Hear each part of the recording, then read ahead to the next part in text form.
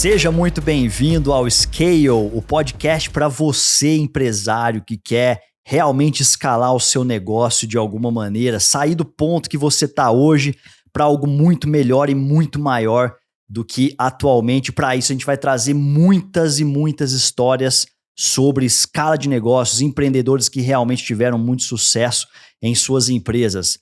Meu nome é Marcelo Pimenta, eu sou sócio e Head of Growth da Startse e eu estou aqui hoje com um convidado muito especial que vai trazer essa história de crescimento para você conhecer em primeira mão, que é o Diogo Aguilar. Ele é CEO and Founder da Fluency Pass, que é uma EdTech orientada para o ensino de idiomas, intercâmbios. A gente vai contar um pouco mais sobre essa história. Tudo bem, Diogão? E aí? Tudo ótimo, Pimenta. Muito obrigado pelo convite.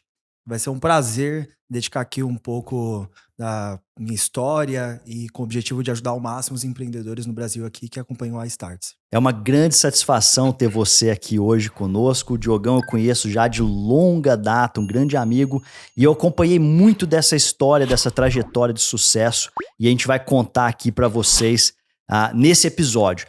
Se você ainda não está inscrito no nosso podcast, basta você assinar aqui no sininho do YouTube, ou então fazer um rating também ali no nosso Spotify. Fique à vontade, porque isso ajuda muito a gente a levar essa mensagem aí para mais empreendedores que estão nessa fase de crescimento e de escala também. Um recado aqui para nós e para você conhecer um pouco mais sobre essa história do podcast e por que a gente está lançando ela aqui de alguma maneira é o seguinte: o Scale, ele faz parte de um dos programas da Startse, um dos nossos programas de maior sucesso, chamado Scale, Growth and Sales Acceleration.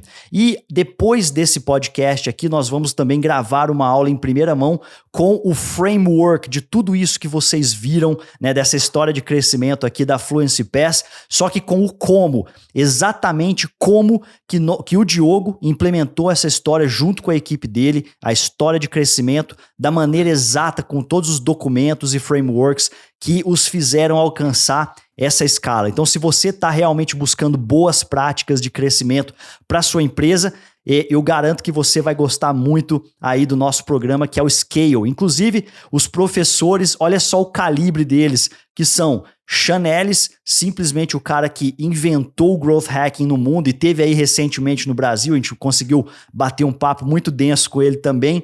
Ele tá lá como um dos professores do Scale. E Aaron Ross, que é simplesmente o maior best-seller da história das vendas. Ele escalou a Salesforce para alguns milhões de dólares aí nos últimos anos. Então, se você quiser conhecer um pouco mais sobre o programa, basta você acessar o link que está aparecendo aqui na tela ou então apontar o seu celular para esse mesmo QR Code. Sem mais delongas, recado dado aqui. Diogão, eu queria te fazer a primeira pergunta que eu costumo fazer, que é: quem é o Diogo CPF, a pessoa além do CNPJ? Boa pergunta, hein? É um empreendedor, é uma pessoa inquieta e gosta de resolver problemas. É uma pessoa que gosta de atividade física, gosta de viajar e que sonha em construir um mundo melhor. Acho que se eu pudesse me definir, a definição seria essa. Diogão, eu gosto muito também de conhecer um pouco sobre as pessoas que estão aqui nos assistindo. Geralmente elas se interessam muito por isso, que a gente faz muita pesquisa com a nossa base na nossa audiência de forma geral. E conta um pouco para nós sobre o modelo de negócio da Fluency Pass e um pouco dos números que você pode abrir de alguma maneira, só para eles terem dimensão da robustez da empresa. Legal. Bom, hoje a Fluency Pass, a gente está no escritório de 280 metros quadrados, 70 funcionários. Nós somos uma plataforma hoje com foco no Brasil, mas com o objetivo de ser global no ensino de idiomas, que é a única do mundo com o ciclo completo da fluência. Então, a pessoa pode assinar com escola digital completa, conversação ilimitada, aula particular e intercâmbio no final, ou simplesmente viver a experiência de um intercâmbio, por exemplo, em Boston por 4 semanas. Então, seja um caminho ou outro, a Fluency Pass com certeza é a melhor maneira aí para ajudar. Legal. E o modelo de negócio em si, como é que ele funciona? Só para as pessoas entenderem um pouco mais sobre como é que vocês... daqui a pouco a gente entra um pouco da história, mas o modelo de negócio em si, como é que funciona? Nós temos 2 modelos de negócio, ou vamos dizer assim, 3. Você pode assinar um plano de fluência, então seria um modelo de recorrência. Você pode fazer um intercâmbio, então nós temos um take rate da escola, porque a gente não cobra nada do estudante, ou simplesmente fazer a aquisição do que a gente chama de venda única, que pode ser um infoproduto, ou, por exemplo, 10 aulas particulares de inglês, ou aulas em grupo. Então, com base no nosso modelo atual, são essas 3 formas. E o público-alvo principal são? Adultos, a partir de 18 anos já pode ser cliente da Fluency Pass, uma forte base entre 25 e 40 anos. O público ali que tem a necessidade mais urgente do inglês no mercado de trabalho. E aí os tickets variam aí são tickets mais baixos, tickets mais altos? Como é que funciona esse range de preço? Na recorrência, em torno de 2.600, a partir de 2.600, porque seria uma recorrência anual, ou também tem planos que são mensais. E no intercâmbio, o ticket médio é em torno de R$10.000, mas é possível fazer intercâmbio até a partir de R$4.000, R$5.000, já tem pacotes disponíveis. Em qualquer lugar do mundo hoje? Em qualquer local do mundo, desde que seja um país que fala inglês. Porque hoje a Fluency Pass ela é focada em inglês, apesar de ter caminhos aí pra gente expandir para outros idiomas também. Boa. Deixa eu te perguntar um pouco, uma coisa que eu gosto de entender é sempre de onde veio na verdade, entrar um pouco nessa cabeça empreendedora, porque as pessoas que estão aqui nos assistindo, elas às vezes se conectam com essas histórias, né? Então, conta um pouquinho de como é que você chegou até aqui. Você estava me falando que você já passou aí por diversas e diversas empresas, inclusive quando você era criança, né? Isso me deu um pouco me brilhou assim, porque eu comecei a vender chocolate na escola, né? Com 5 anos de idade, minha mãe fazia bombom de brigadeiro, chocolate, e eu vendia, e meu pai fazia sabão, eu gostava de vender na vizinhança, então me conectei um pouco com isso. E você, como é que foi? É engraçado, né? Porque na hora que a gente tá falando, contar um pouco da história e etc., a gente começa a relembrar. E eu acho que foi sempre uma necessidade de querer fazer algo e ter o próprio dinheiro. Talvez na época era para comprar doce, né? Comprar coisas nesse sentido. E eu lembro que em casa eu falei pra minha mãe, não, vamos vender sorvete e gelinho. A gente colocou uma placa no portão e começou a vender sorvete e gelinho. Acho que era assim, em torno de 5, 6 anos de idade. Aí eu digo que eu tive minha primeira sociedade quando eu tinha em torno de 7 anos, porque a gente montou uma doceria na minha garagem, aí a gente abriu uma parte do portão, a gente comprava em uma outra doceria, colocava na mesa e vendia. Então ali tive meu primeiro sócio. A empresa, se podemos dizer assim, né, durou 3 semanas. Teve uma briga societária, a gente comeu doce e faliu a empresa. Bom, pelo menos resolveu e você aprendeu alguma coisa com isso, né? Eu falo que ali eu aprendi a lidar com sócio desde esse momento. E aí depois montei uma academia em casa. Meu pai tinha uma parte de reforma lá, era piso, telha, e aí na época eu fazia luta, mas aí não tinha nenhum fim econômico, vamos dizer assim, né? Porque era mais um esporte, no fim quebrei as telhas e os pisos do meu pai, e lá se foi mais uma ideia. Lembro na época do mini crack, tinha que juntar tampinha de Coca-Cola, e aí eu juntei os moleques pra gente ir buscar em saco de lixo na rua as tampinhas pra gente ter lá os mini cracks e tinha que fazer a troca, né? Que a gente juntava X pontos das tampinhas. E aí, assim, N coisas quando eu era criança. E quando, aos 12 anos, eu tive meu primeiro computador, que foi um Pentium 100. Lembro que na época meu pai investiu um pouquinho mais nele pra ele rodar Show do Milhão.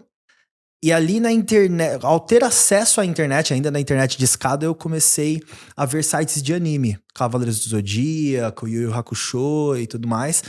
E aí eu me interessei muito por isso. Então com 13 anos eu criei um site que se chamava Anime Staff. E na época foi o maior site de anime do Brasil. E aí o pessoal entrava, fazia download e tudo mais.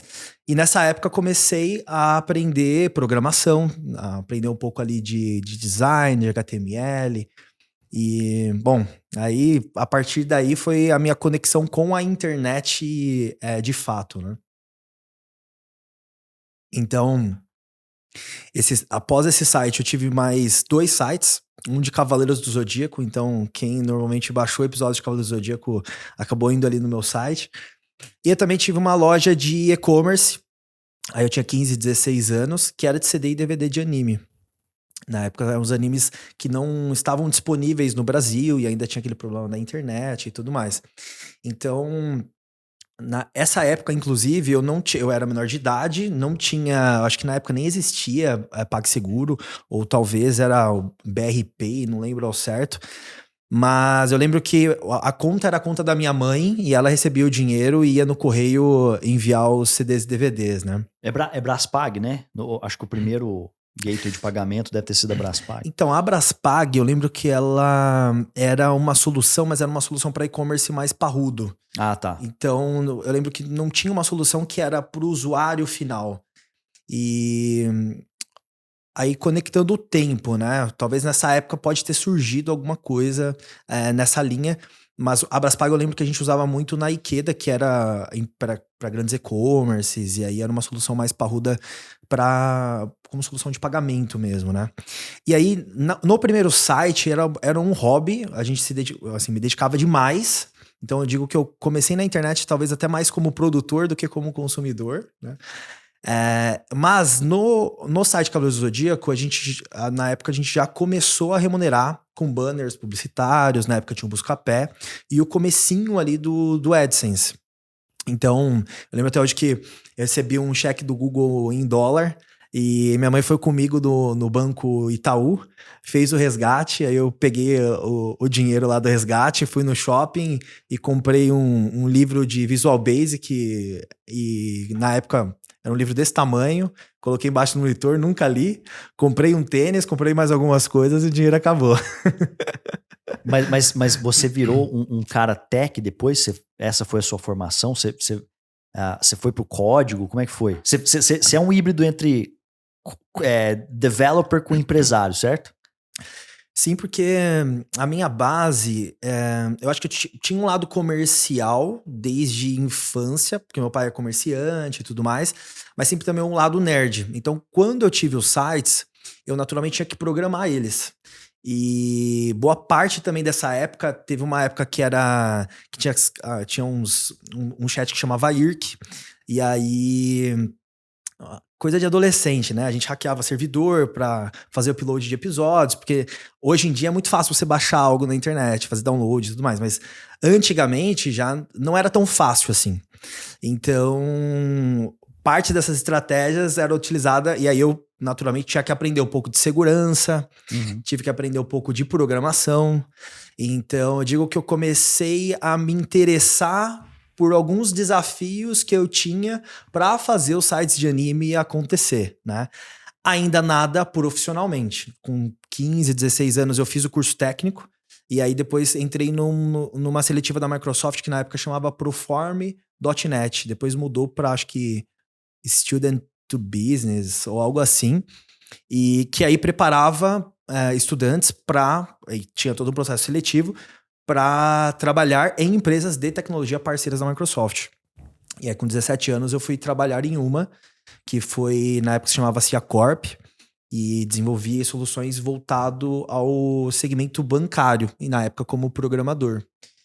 Então, aí eu tinha 17, para 18, 19 anos, eu fui para uma empresa de e-commerce, porque ali era uma empresa que tinha uma parte que era web, mas era intranet, e eu queria trabalhar numa empresa de internet, isso era 2009. E aí eu fui trabalhar na Ikeda, que depois foi comprada pela Rakuten, e na época era a maior plataforma de e-commerce do Brasil.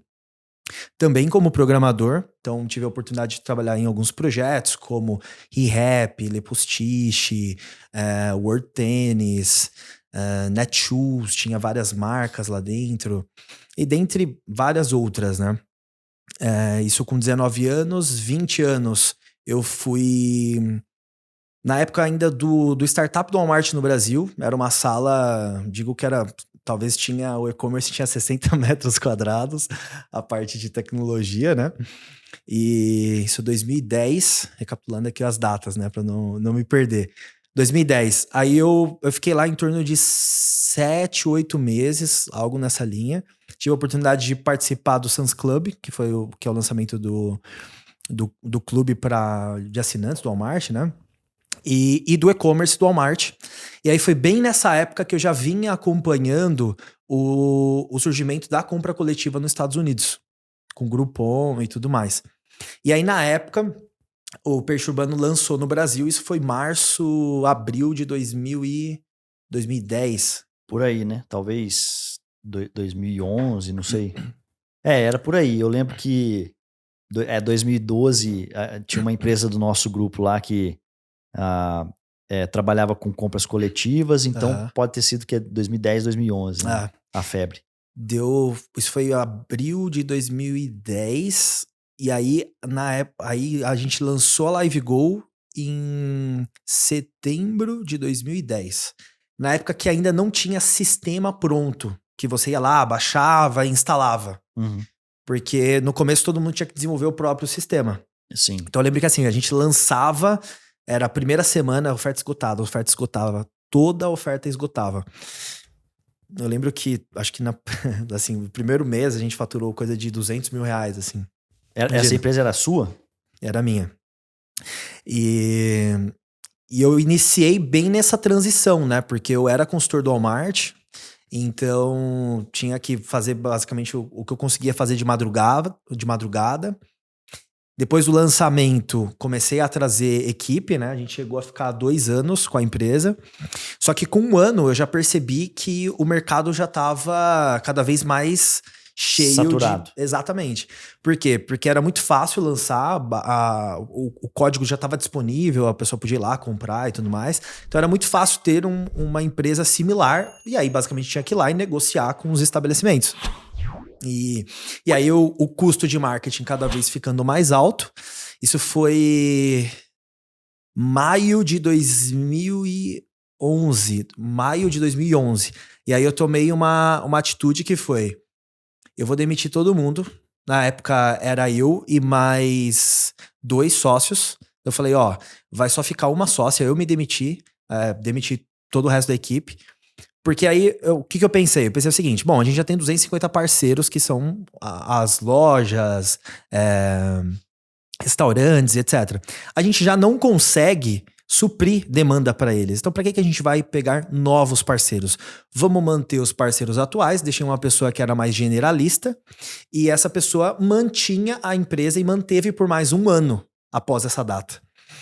E bem nessa transição, eu tive a oportunidade de conhecer em um evento o ex-diretor do Groupon, que é o Renato Pereira, que hoje é diretor de M&A do Mercado Livre. E aí, numa conversa informal, né, até ali, a gente se conheceu e, meio que o assunto morreu. E depois eu recebi um e-mail que ele falando mais ou menos assim: cara, tem um amigo meu que trabalha na McKinsey que quer criar uma operação de compra coletiva na República Dominicana. E eu lembrei de você. Topa trocar uma ideia com ele? Eu falei, claro, bora lá, né? Já tava um pouco nessa transição. E aí conversei com o Andrés, que hoje é CEO da West Wing. Uhum. E aí fui pra República Dominicana. Eu lembro que eu não tinha passaporte, eu não falava inglês, eu não falava espanhol. Assim, eu não sabia falar oi em espanhol, pra ser muito sincero. E eu fechei com ele, assim, coisa de 4 dias antes de ir.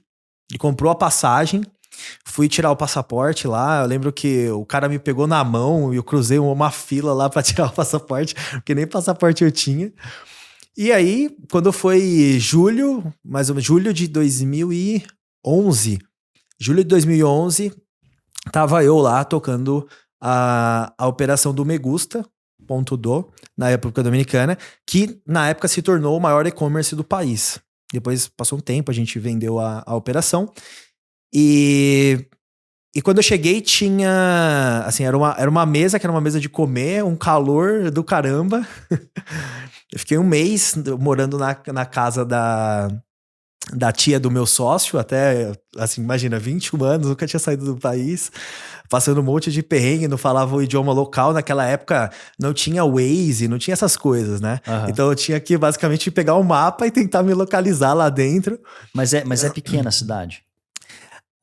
Santo Domingo não é tão grande. A parte que eu tava era Santo Domingo Distrito Nacional. Mas assim, tem Santo Domingo Oeste e outras regiões que aí poderia ficar um pouco maior, né? Mas eu era muito novo, eu não tinha experiência, né? Eu nunca tinha saído do Brasil, por exemplo. Entendi. Então eu digo que ali foi uma grande faculdade e responder para alguém do calibre do Andrés me fez aprender muito. Fiz um MBA praticamente 1 ano ali, né? Quando eu cheguei tinha uma atendente que falava espanhol e aí foi isso. A partir disso a gente criou toda a empresa, os times comerciais. Tive que fazer toda a conexão com tecnologia, porque parte da tecnologia estava no Peru, parte estava na Ucrânia, parte estava com uma galera da República Dominicana, tava um mini caos ali. Você aprendeu inglês e espanhol a forceps, assim, praticamente. Engraçado que lá eu não aprendi inglês.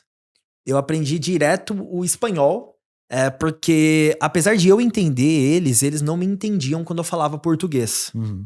Então eu fui aprendendo muito na prática. O inglês eu aprendi a teoria, mas eu não tinha a prática. O espanhol eu aprendi a prática, mas eu não tinha a teoria. Então assim, eu tava fluente, mas eu não sabia se eu tava falando certo ou errado, né? mas assim, a experiência é fantástica. No fim, a gente chegou lá com uma equipe. Era eu e mais uma assistente, né? E saí de lá, já tava com uma equipe de 15 pessoas.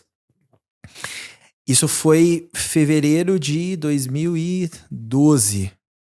Fevereiro de 2012. Nessa transição, novembro de 2011, porque meu acordo era ficar lá em torno de esse período inicial, né? Coisa de 6 meses a 9 meses para criar a operação e depois partir para uma aventura que eu queria fazer, que era nos Estados Unidos. E na época eu incorporei uma empresa lá que chamava Growthix. Então a gente tá falando de scale, né?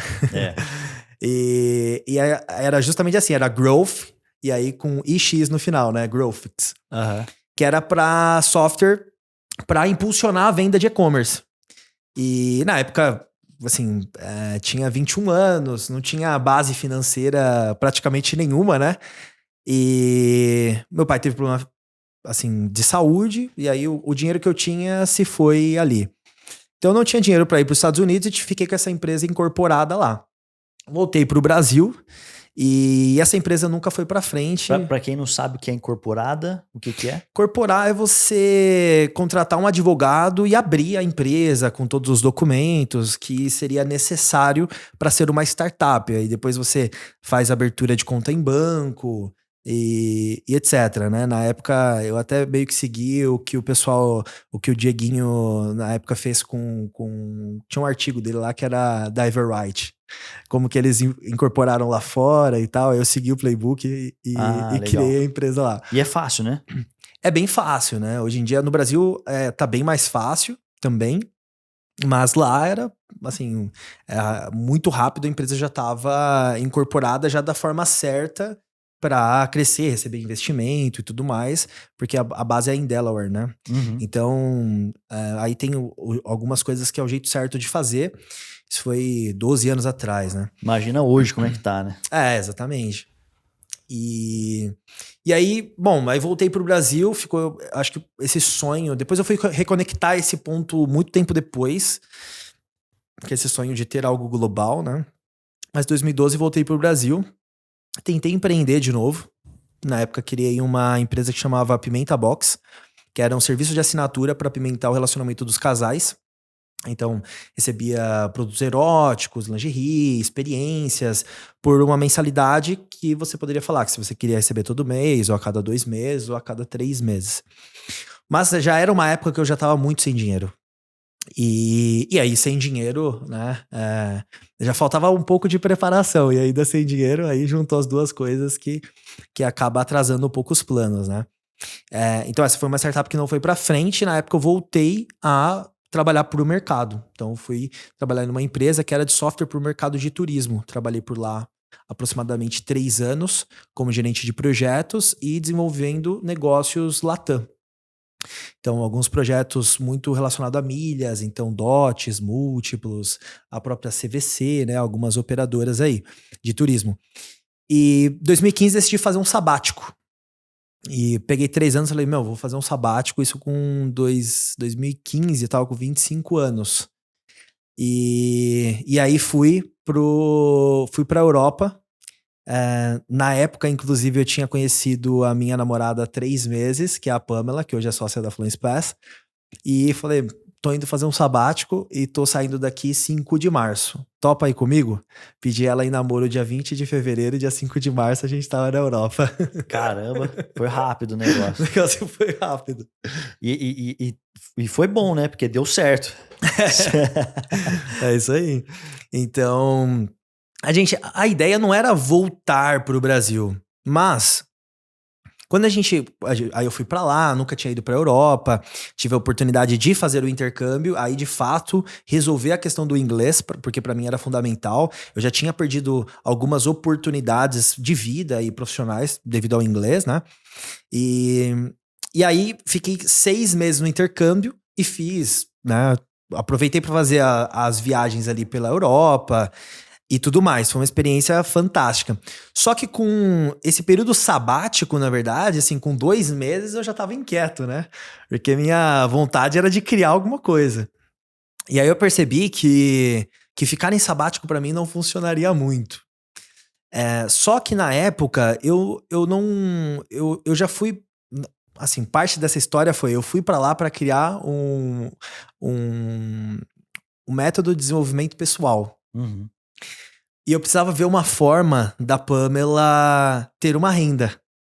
E eu falei, a gente passou pelo intercâmbio e teve vários problemas nessa jornada. Uma pessoa falava uma coisa, outra pessoa falava outra, um passava um preço, outro passava outro preço, um falava uma coisa, outro falava o contrário. Eu acho que aí tem uma oportunidade.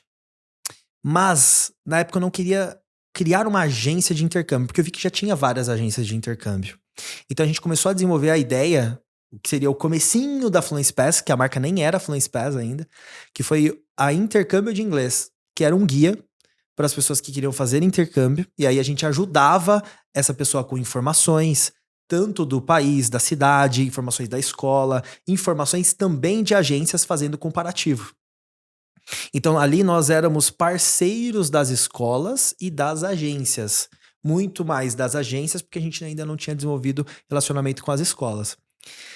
Só que aí a gente percebeu que o mesmo problema que a gente teve com as agências, quando estudantes, a gente também tinha como empresa. Porque a gente não conseguia entregar o nível de serviço que a gente gostaria de entregar para os nossos estudantes do guia.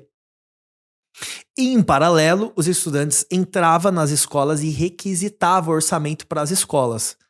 Até a gente recebeu alguns por que eu não consigo ter aqui o preço da escola para reservar direto com a escola? Então a gente pensou, então por que a gente não oferece o preço da escola sem taxa de agência? A gente ajuda o estudante com tudo, sem cobrar nada mais por isso, e ao invés do estudante pagar, a gente cobra uma parte dessa participação da escola. E foi aí que nasceu o primeiro modelo nosso do intercâmbio de fato, que depois se transformou na marca Intercâmbio Direto para representar o que era a nossa plataforma de intercâmbio, em que a pessoa podia pesquisar, comparar e reservar um intercâmbio no exterior sem taxa de agência, com toda a ajuda dos nossos especialistas e com suporte incluso nível 5 estrelas. E aí isso durou em torno de 4 anos até a gente se tornar a maior plataforma online de intercâmbio do Brasil. Isso foi 2019. Em 2019, vocês eram a maior plataforma de intercâmbio direto. Ou seja, eu sou Pimenta e eu quero fazer um intercâmbio lá para Escócia. Eu quero aprender e tomar uísque o dia inteiro. É isso aí. Eu entro lá, compro o negócio, o intercâmbio, comprava no caso, né, até aquele momento, selecionava ali a minha instituição de ensino e fazia tudo direto pelo site de vocês, certo? Exato, só que a gente percebeu que se a gente não pegasse na mão do estudante e fizesse esse processo, seria um pouco complicado. Por quê? Porque o estudante nunca fez o intercâmbio. É o que eu falo, né? A gente tá acostumado a comprar pão, mas intercâmbio talvez a gente vai fazer 1 ou 2 vezes na vida. Então a gente faz todo o processo pelo estudante, auxiliando ele e não cobra nada mais. Então se a escola cobra $100, na Fluence Pass é $100 também. E acaba saindo até mais barato. Por quê?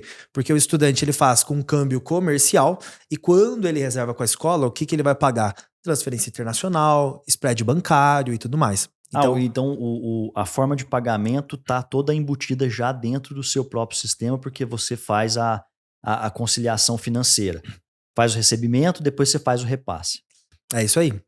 Exatamente. Até porque o brasileiro, ele muitas vezes precisa parcelar, né? Então ele pode ir pagando em boletos e embarcar daqui 12 meses, por exemplo. Então a gente facilita toda essa questão do pagamento. Então basicamente, o que você está contando aqui é que esse foi a grande ideia, certo? Você estava lá, olha, assim, fica aí para você, meu caro telespectador ou meu caro ouvinte, né? Que de repente você está vivenciando um problema ou uma oportunidade e você enxerga um problema. Você teve aquela ideia e falou, cara, eu vou implementar isso aqui, eu vou resolver esse problema. Pelo que eu tô entendendo, primeiro passo que você tomou foi criar um blog ali. Esse guia, nada mais era em 2015? Era 2016 já. 2016. Dezembro de 2015 que a gente lançou o guia. Tá. Vamos falar que o ano de 2016 ainda era um grande ano pros blogs aqui no Brasil. E aí você começou a receber tráfego orgânico ali. Você não sabia comprar tráfego pago ainda e começou a validar aquela ideia, certo? É isso aí. Depois disso, você percebeu que você estava gerando leads para as escolas e percebeu que ali tinha um modelo de negócio. E como é que foi essa escala, né, de talvez... Deixa eu te fazer uma pergunta antes. Em que momento você definiu que aquilo era um MVP? Quando a gente lançou o guia, a gente fez um MVP e eu entendo que ali a gente não validou e a gente pivotou em março de 2016 para esse novo modelo. Então, final de março de 2016. Então, o primeiro modelo não validou. Ali a gente poderia ter desistido. Por quê? Porque a agência comprava, mas ela não conseguia mensurar, consequentemente ela não sabia se aquilo estava dando certo ou não. Então, eu tinha dificuldade de vender novamente para aquela agência. E aí, eu entendi em 4 meses que esse modelo não iria acontecer e estava lento demais. Então, quando a gente virou para o novo modelo, a gente virou final de março, ficamos 2 meses em modelo pré-operacional, desenvolvendo minimamente o que seria a plataforma para não ter que gerar orçamento na mão, e já ter um sistema que gerasse toda essa parte de orçamento e tudo mais. E lançamos efetivamente em junho de 2016. E aí se validou rapidamente em 1 mês. E o que é uma validação para você? É receita? Receita bruta recorrente? Exatamente. Então, ali quando foi junho de 2016, primeiro mês, eu lembro que eu sozinho vendi R$80 mil. E usando o quê? Usando grupos de Facebook. Então, esse foi o primeiro canal. E aí, quando foi julho de 2016, foi algumas coisas de sorte, né? Porque a gente fechou com uma escola, e aí o nosso foi de 80 mil para, acho que na época, 160 mil reais. 180 mil reais, uma coisa assim. Porque a gente foi na escola e vendeu 22 pacotes, assim, em um dia. Mas aí não é MRR, é uma venda one shot. Uma venda, exato, one shot, que no outro mês... Você precisava... No dia 1 é zero de novo. Esse é o grande dilema, né, das empresas que não trabalham no modelo de recorrência. Exatamente. Então, assim, senti isso na pele. É um modelo bom porque você recebe uma receita rápida, então é bom para caixa. Porque é diferente de algumas que você tem que investir muito e talvez você vai receber lá na frente. Então você precisa ter um caixa para suportar isso. O modelo do intercâmbio não. Você vendeu, você recebeu. Mas as instituições de ensino, elas te remuneram imediatamente já? Então não tem um fluxo de pagamento de, sei lá, de 30 dias? Eu retenho a minha comissão e pago a outra parte para a escola. Ah, tá bom. Tá, entendi. Então, isso foi julho, né? E aí, quando foi mais ou menos agosto, setembro, eu lembro talvez de um outro momento chave aí na estratégia, porque como a gente tinha feito intercâmbio em Malta, eu e a Pamela fez intercâmbio em Malta, a gente era muito forte na região, porque a gente conhecia muito da região. E tinha um grupo no Facebook que era Brasileiros em Malta. E a gente comprou esse grupo por 80 euros na época. E nesse grupo a gente vendeu, assim, a última vez que eu via, 2, 3 anos atrás, a gente já tinha vendido pelo menos 2 milhões de reais, só olhando pra esse grupo que na época eu comprei por 80 euros. Cara, um grupo de Facebook, você faturou uns Quanto? 2 milhões de Pelo menos, reais. pelo menos 2 milhões de reais. Caramba, impressionante. E aí ajudou muito a validar, porque, então assim, o que eu entendo como o que eu entendi como validação ali era: tem alguém disposto a comprar, esse negócio ele é viável, ele para de pé. E o primeiro, o segundo, todos os meses ali, eu estava o quê? Aprendendo, porque eu não fui pro mercado para entender como as agências funcionavam. A gente criou do zero. Então eu fui entender como criar um método de vendas para a gente vender intercâmbio e ter mais performance do que o mercado. Depois eu fui fazer alguns comparativos para entender que de fato a gente tinha atingido isso. Porque isso foi a base para escalar a máquina de vendas do intercâmbio. Uhum. Que é o que eu defendo muito, né? Que é muito possível criar máquinas de vendas previsíveis dentro do B2C. Mas e essa história que a gente sempre escuta na literatura, eu gosto de escutar da boca dos empresários, que é o seguinte, dos empreendedores. Você tem o MVP e depois você tem o tal do PMF, né, que é o Product Market Fit. Em que momento que você chegou a identificar isso dentro da sua empresa? Assim, tipo, cara, agora eu tenho um produto foda endereçado para o mercado e agora eu vou apertar o acelerador e vou para a fase de escala aqui. Como é que foi isso para você lá dentro? Hoje eu já tenho muito mais consciência com relação a isso do que antes. Antes eu acredito que foi muito mais no vamos fazer, apesar de eu já ter conhecimento de frameworks que eu poderia usar isso para validar e acelerar. Então o negócio estava acontecendo e, assim, o negócio acontecendo ele vai tomando seu dia, né? Então, olhando para trás, eu entendo que aí é um cliente que ele compra, ele está satisfeito, ele te dá uma boa avaliação e ele indica outras pessoas. Então, com base nisso, a gente entendeu que inclusive a gente começou a formar uma comunidade muito forte. Muito também porque tinha os donos ali, né, atendendo os clientes e tudo mais. Então, o que eu digo como evangelistas. E ali foi uma validação muito clara que a gente tinha um negócio que tinha, inclusive, diferenciais competitivos já declarados, porque muito do que a gente usou naquele momento foi uma diferenciação de posicionamento. Então a gente não se posicionou como uma agência de intercâmbio, a gente se posicionou como uma anti-agência de intercâmbio, criando transparência em todo o processo. Então se uma agência de intercâmbio na época tinha 40, 50 escolas, a gente tinha 200.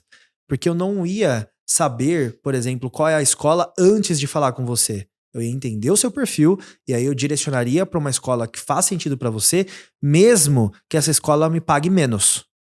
Então, a gente criou um portfólio maior de opções. Então, parte dessas validações foram demonstrando que, de fato, a gente estava muito olhando para o cliente e o cliente sabia reconhecer isso. Cara, em várias conversas que eu tenho aqui, eu percebo exatamente isso. As empresas que mais prosperam são aquelas empresas que mais escutam os seus próprios clientes, porque às vezes a gente percebe que tem alguns negócios que estão lá. Não, eu tenho a coisa, né? Eu tenho o produto e eu vou tocando pau e eu vou acelerando aquele produto lá. E de repente chega um momento que aquele produto para de vender, né?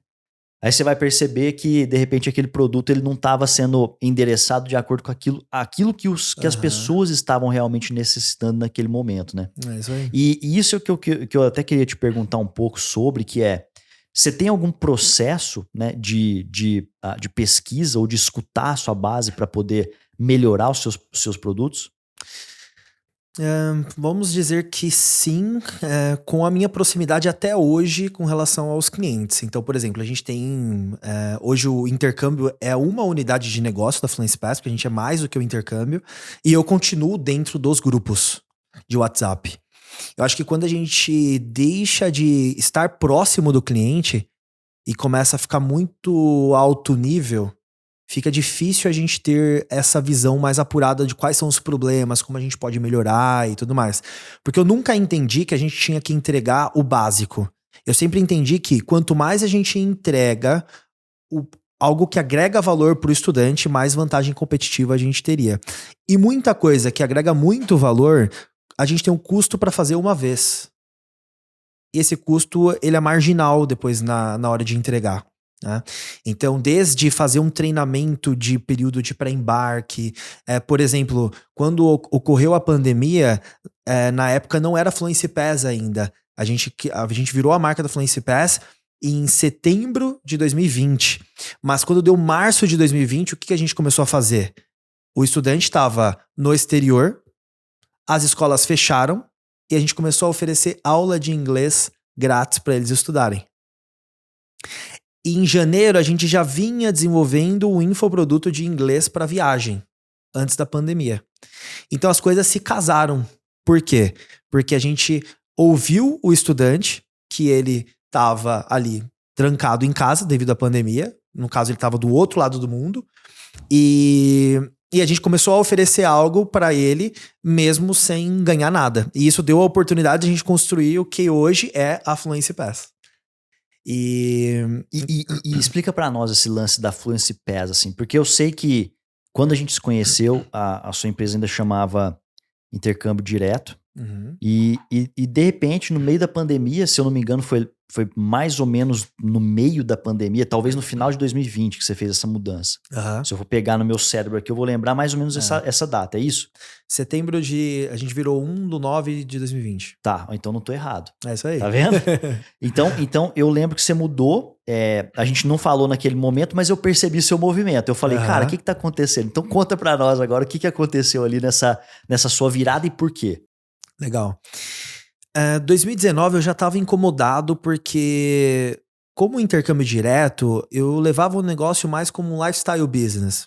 Isso para quem não conhece o termo, é um negócio que ele não vai ser um unicórnio, mas você vai tirar uma boa grana todos os meses, vamos dizer assim, com um esforço bem razoável, né? E eu tinha isso em 2019. Então, eu tinha dinheiro, poderia viajar, poderia fazer as coisas, mas isso não me completava. Ali eu reconectei com aquele meu sonho em 2011, quando eu incorporei a empresa dos Estados Unidos, que era ter um negócio global. Porque ali eu percebi que, ok, dinheiro, ele é importante, mas para mim ele não é fundamental. Para mim o que é fundamental é a missão. É o que a gente tá criando, qual é o impacto do que a gente tá fazendo e tudo mais. Então, quando eu despertei para isso em 2019, a gente já começou a estender as coisas ali em janeiro e a pandemia acelerou ainda mais esse movimento. Então, o que a gente já ouvia do estudante? A gente ouvia que, eu saí do Brasil no avançado, mas aí eu cheguei aqui no teste de nível da escola, tá básico ou pré-intermediário. Estudei 5, 6, 7 anos de inglês, mas travo na hora de falar. Já gastei 40 mil reais e agora vou ver se resolvo isso com o intercâmbio. Esse estudante, ele já era um estudante da Fluency Pass. Só que a gente não tinha uma solução que acompanhava ele desde o começo da jornada. Então, o conceito da Fluency Pass foi criar uma jornada integrada de aprendizagem com o único ciclo completo da fluência do mundo. Então, não existe nenhuma outra solução do mundo que tenha uma jornada de aprendizagem integrada como a Fluency Pass, que tem uma escola digital que entrega toda a teoria do iniciante ao pós-avançado dentro da mesma jornada, do ponto A ao ponto B, com conversação em grupo para você praticar o que você está aprendendo na teoria, com aulas particulares para você praticar e receber feedback personalizado. E se antes a gente tinha o intercâmbio que era vendido dentro de uma experiência puramente de intercâmbio, agora a gente também vende um intercâmbio dentro de uma assinatura. Então, com aulas, conversação em grupo, aula particular e intercâmbio no final. Então, o estudante, em 12 meses, ele passa por essa jornada e escolhe aonde ele quer estudar em mais de 40 cidades ao redor do mundo. Então se eu puder talvez resumir da forma como eu entendi aqui. Eu sou um cliente, eu sou um possível cliente que deseja passar por uma transformação internacional daqui a um ano. Vamos falar assim. Ou talvez daqui a 18 meses, mas eu já estou me preparando para isso. Mas vamos supor que eu não saiba falar o idioma, não saiba falar inglês, basicamente.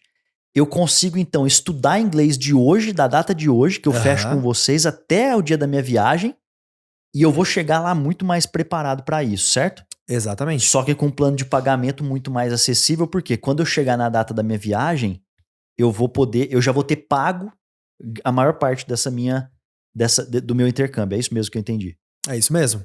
Então, a diferença é que, por exemplo, hoje, na data atual, o nosso plano premium, que é o plano que tem o intercâmbio, você tem escola digital completa, iniciante ao pós-avançado. Você tem conversação ilimitada, você entra lá a cada 30 minutos em uma aula de conversação. Então, você pode praticar o dia inteiro se você quiser. 2 aulas particulares por mês e 2 semanas de curso de inglês no exterior por R$ 387 por mês. A partir com 12 meses, você já pode resgatar 2 semanas. Então, você pode escolher, por exemplo, estudar 2 semanas em Londres. E essa escola, ela faz parte da nossa jornada de aprendizagem. Então, ela segue o mesmo método da Fluency Pass. Para não acontecer o quê? De você sair daqui num nível e chegar lá em outro nível.